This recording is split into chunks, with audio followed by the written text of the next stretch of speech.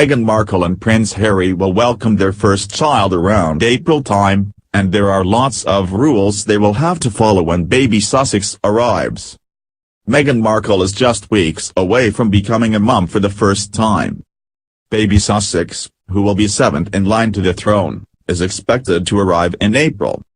Like most parents-to-be, Meghan and Harry are probably making all the last-minute arrangements and getting everything ready for their bundle of joy.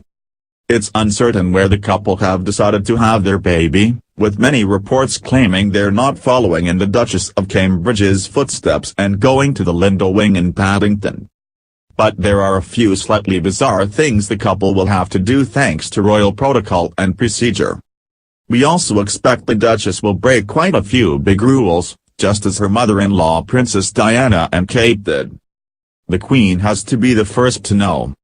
When any child is born in the royal family, the Queen must be the first to know before the official announcement. It's reported that Prince William rang his grandmother on an encrypted phone when Prince George was born. This means that rather than calling their parents or best pals first, Prince Harry will have to get on the phone to his nan immediately. Midwives are sworn to secrecy. The midwives who are present for the royal birth will all be sworn to secrecy.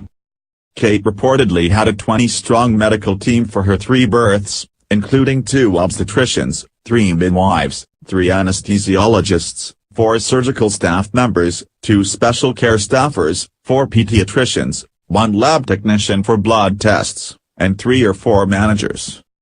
The entire team was on call for 3 months before Kate's due date, which meant they had to stay off the booze. Even though we don't know if Meghan will be in the Lindo team, as she's delivering a royal baby, chances are she'll have a big team around her. The town crier announces the news to the public. This is currently Tony Appleton, who announced the birth of Prince George, Princess Charlotte and Prince Louis after the Kate gave birth. He'll be dressed in full uniform and ringing his bell. It's a medieval tradition which began because people couldn't read or write. How the announcement is made. It's likely that the birth will be announced on Twitter, a tradition started with the birth of Prince George. There will probably also be an easel outside Buckingham Palace detailing the time of birth and the weight. There will also be a brief update on how mum and baby are getting on. But there are a few royal rules and traditions we imagine Meghan will choose to ignore for the birth. Home births are the norm. It's traditional for royal babies to be born at home.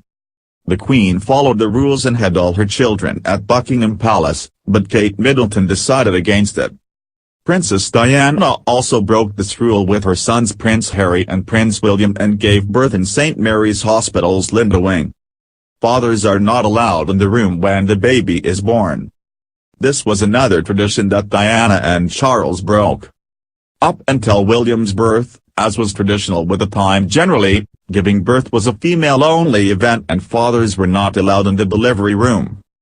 But times have changed and we imagine Harry will be right by Meghan's side, supporting her and holding her hand as his first son or daughter is born.